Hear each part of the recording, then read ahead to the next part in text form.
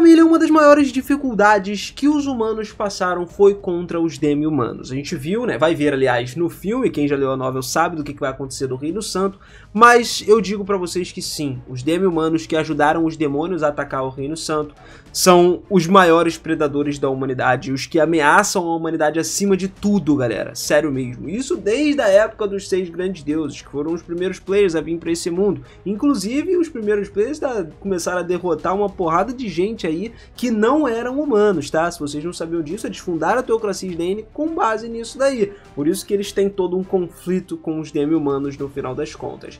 Bom, galera, hoje a gente vai ver tudo que a gente sabe sobre os demi-humanos e o porquê que eles de fato seriam tão fortes e causariam todo esse alvoroço aí, acabariam com toda a humanidade se deixasse, meu amigo. Então prepara a pipoquinha, pega aquele teu suco, vem comigo e vamos nessa.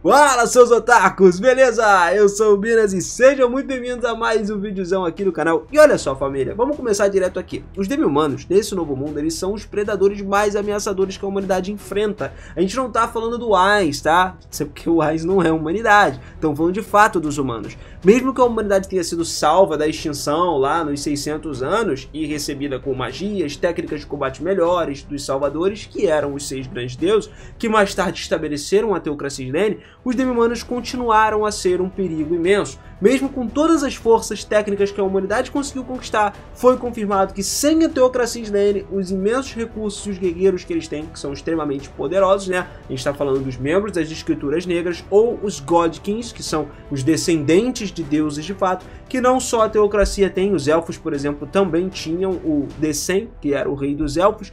A humanidade ainda assim acabaria enfrentando a beira da extinção mais uma vez. Sim, cara, o negócio ia ficar pesado. Então vamos começar com alguns fatos gerais do porquê que os demi-humanos são mais fortes. Cara, eles são uma das 3 principais categorias de espécies desse novo mundo de Overlord. As outras 2 são humanoides e heteromorfos, né? Todas as criaturas vistas até agora podem ser categorizadas num desses 3 grupos que a gente comentou. Como o nome mesmo sugere, os demi-humanos são a combinação de vários animais, alguns com características humanas e metade meio humanoides aí, né? Em contraste com os seres heteromórficos, os demi-humanos são todos capazes de envelhecer. Eventualmente, chegando à velhice, eles morrem de velhice, não são imortais. Mesmo que a idade máxima deles acabe variando de espécie para espécie. Tem bicho que vive 1500 anos, tem bicho que vive 10.000, tem bicho que vive 100, enfim, é aquilo tudo. Como o nome também sugere, é geralmente a força física, particularmente a verdadeira força deles. E olha só, para uma subcategoria de demi-humanos, os homens-fera, que são combinações dos humanos e vários animais de predadores, né, como leões, ursos, tigres, esses animais, eles são considerados particularmente perigosos para os humanos porque tem poucos indivíduos fracos entre eles. E não tem problema nenhum em devorar os humanos assim. É comida, irmão. Como pode ser visto com os ataques lá que aconteceram no Reino dos Dragões. Se você não sabe, acontece. O Reino dos Dragões está sendo ameaçado por muito tempo pelos ataques dos Homens-Fera. Inclusive o Império Baharut era quem tava mandando alguma galera ali pra poder segurar a barra ali, mano, porque senão os Homens-Fera iam acabar com o Reino dos Dragões, eles simplesmente iam invadir aquilo ali e sair comendo todo mundo.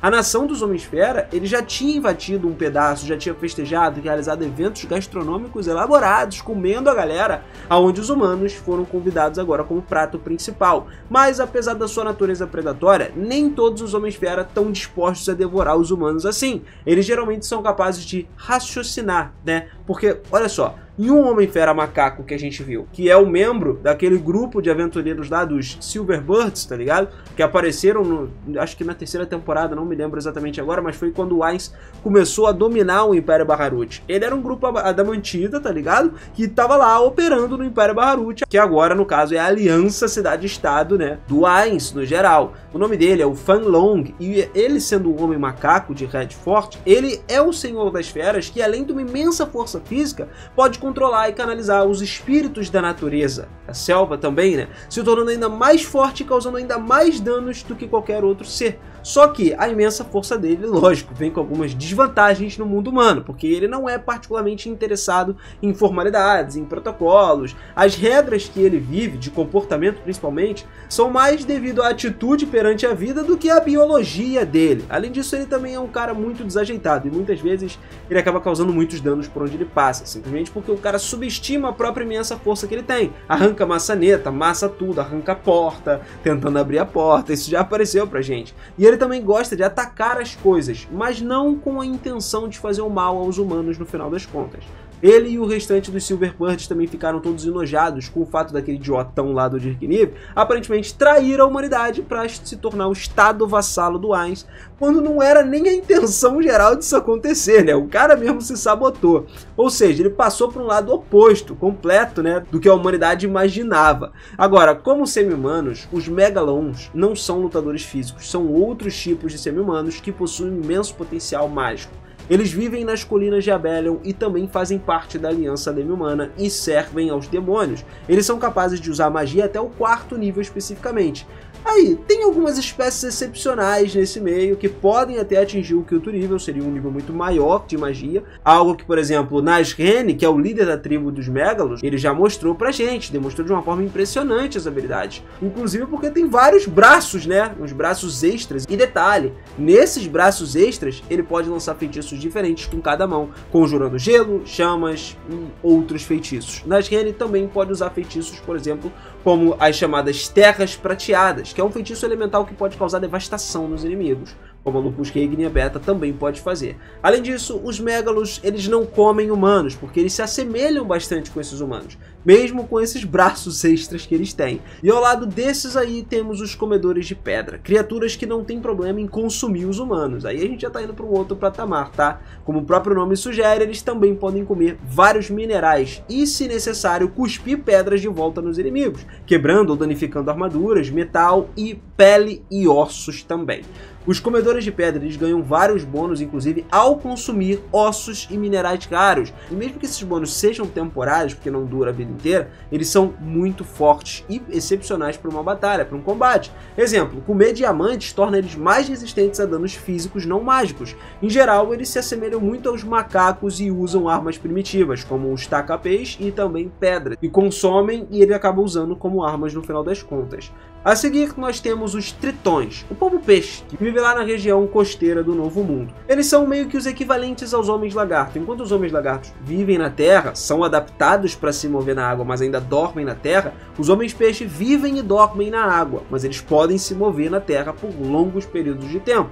Isso é até surpreendente, porque a gente não viu muito durante a história do anime até então, mas surpreendentemente, mesmo que eles vivam perto, ou mais precisamente ao longo da península, onde fica o reino sagrado, eles são amigáveis com todos do reino e se envolvem até em certas negociações com eles. Só que é um problema porque, devido às constantes guerras com os outros Homens-Fera que aconteceram, existe um certo preconceito contra esses bichos aí. Assim, uma aliança particular deles acaba não acontecendo, principalmente não é tão desejada assim pelo lado dos humanos.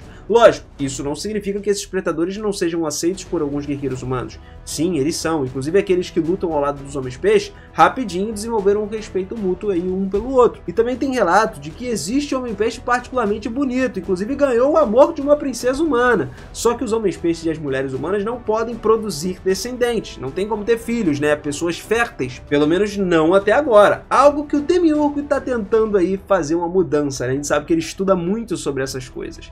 Então, depois dele, nós temos os demi-humanos mais memoráveis do anime agora. O Homem-Coelho, ou Mulher-Coelho, né? Um caçador assassino, um coelho caçador de cabeças, que serve ao seu mestre lá, o gerente da Arena Imperial, lá na capital. Ele é extremamente forte, rápido, ágil, inteligente, inclusive o suficiente para reconhecer que não teria chance lutando contra o Ainz se a situação ficasse ruim. E ela usa uma roupa de empregada para que as pessoas subestimem o seu poder, né? Achem que ela é uma pessoa muito fraca, mas na verdade não é. E também ela tem um ponto fraco natural que causa dano bônus quando atingido, né? E torna ela não sendo o primeiro alvo aí em qualquer luta. Passando para os Homens Lagarto agora, que a gente já tinha comentado, que era parecido com os Homens Peixe, eles vivem na Terra, como eu disse, especialmente nos pântanos perto da água. Se alimentam principalmente de peixe e outros frutos do mar. Existem também Homens Lagartos marinhos. No Conselho de Estado de Argland tem bastante deles. Eles preferem, lógico, áreas mais costeiras, com água doce nos lagos, e são muito mais fortes do que os humanos normais,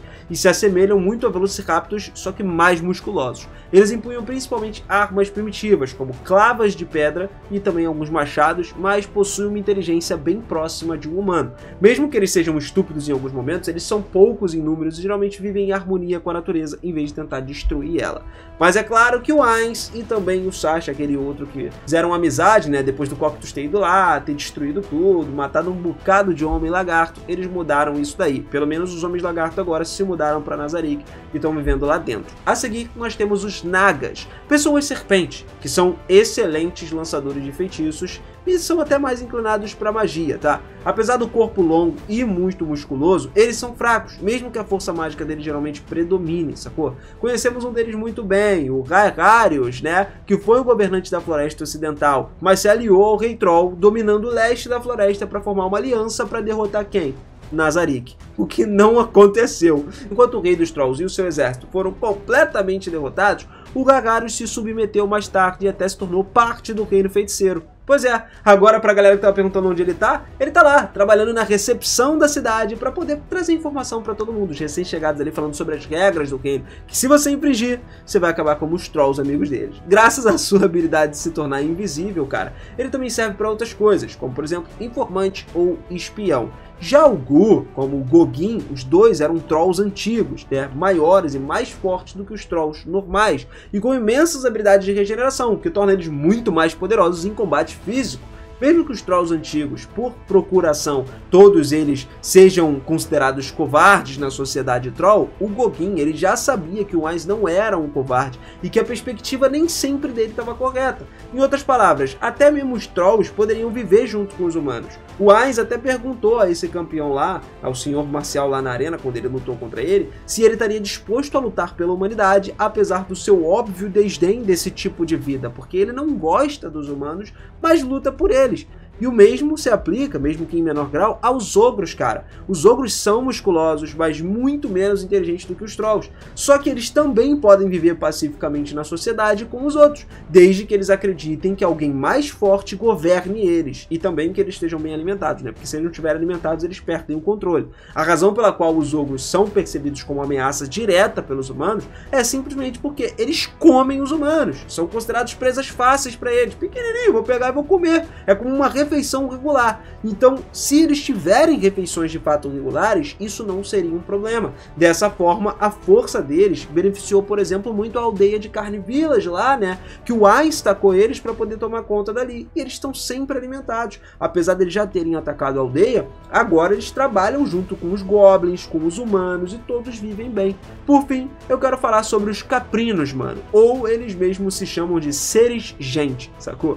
É uma tribo de guerreiros que pode lutar de pé ali sem problemas. E eles podem escalar montanhas íngremes, edifícios, tudo graças às únicas pernas que ele tem, de cabras, sacou? Eles são lutadores com pelos longos, um pelo grosso, né, que proporciona uma proteção extra e faz com que as armas não mágicas se desgastem muito rápido lutando contra eles, o que é extremamente útil, galera, em batalhas de grande escala e duelos também. Pensa só, as armas mágicas batendo naquele pelo e se desgastando. Fora que eles também estão convencidos da sua própria força, da sua superioridade, e não tem problema nenhum, eles são totalmente cruéis com os humanos. O líder da tribo, que reside lá em Abelion Hills, o Buzzer, ele é muito habilidoso, não só se tornando a arma mais forte que eles têm, mas também um destruidor completo, que poderia destruir a arma mais forte, deixando o seu inimigo indefeso diante dele, sacou? Com isso aí, cara, não tem como. A humanidade poderia ser completamente massacrada e completamente aniquilada, como eu falei pra vocês lá no início desse vídeo. Se não fosse a galera da teocracia, né, que tá aí lutando. E isso pode vir a acontecer, tu já parou pra pensar? Porque assim, no próximo volume tá tudo dizendo, encaminhando aí pro Ainz começar a guerra dele contra a teocracia. Se o Ainz começa a guerra contra a teocracia e de repente resolve acabar com a teocracia e acabou para os humanos. Quer dizer, não para todos, tá? Porque a galera do Reino Santo tá de boa, tá suave, porque tem o Ainz pra ajudar eles. Eles estão com a Neia Baraja lá, e a Neia Baraja é a queridinha do Ainz, sacou? Então assim, certos humanos já estariam mais de boa. Baharut continuaria de boa, por quê? Porque faz parte agora do reino feiticeiro. E o Ainz, ele não vai simplesmente deixar os Homens-Fera acabarem com esses reinos humanos que estão no controle dele. Mas só vai restar talvez esses dois reinos, tá? Reino Santo, do Sul e do Norte, e o Império Baharut, porque o resto dos reinos humanos, o Ainz não tá nem aí. Pô, ele já acabou com o Restize. Restize na história, a partir de agora, não existe mais. Então assim, faltaria um pinguinho se não fosse pelo Ainz da humanidade ser extinta no final das contas, tá? Negócio doido. Quero saber a sua opinião sobre os Homens-Fera. O que mais você sabe sobre eles? Talvez eu tenha esquecido de comentar alguma raça aqui, porque entre essas raças que eu comentei, na verdade tem muitas outras. Só que tem poucas informações sobre muitas raças, né? Então acabou que eu não consegui trazer muito. Mas se você souber mais, comenta aí que eu vou ficar muito feliz de ler o seu comentário e também de dar o coraçãozinho, beleza? Tamo junto sempre, família. Muito obrigado por tudo. Se você quiser saber mais de Overlord ou de outras obras, não esquece de se inscrever no canal, ativar esse sininho. É muito importante você estar com o sininho ativado. E agora tem uma modalidade nova, né? O Hypar. Então já clica no Hypar aí, já hype esse vídeo, mano, para ele ser entregue para muita gente. Eu conto com a sua ajuda. Tamo junto. Beijo no coração e eu vejo vocês na próxima. Valeu!